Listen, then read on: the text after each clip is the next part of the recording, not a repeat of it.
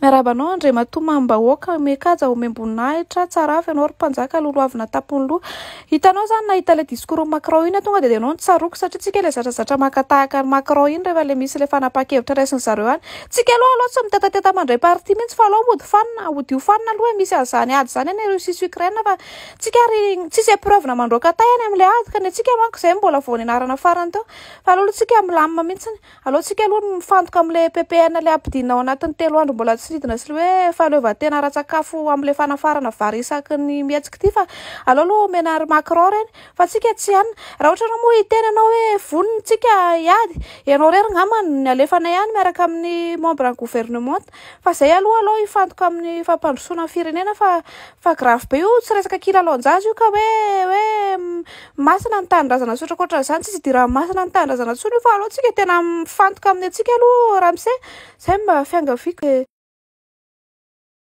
Hay dia saika adiniko tokoa eto manaraka anareo any ilay Andry Ratsivahiny miaraka amin'ilay garde corps kely Mr Bean iny dia asaiva veriny alohan'ny Poutine ilay hoe averana fa vanila teo hoe tsy matahotra député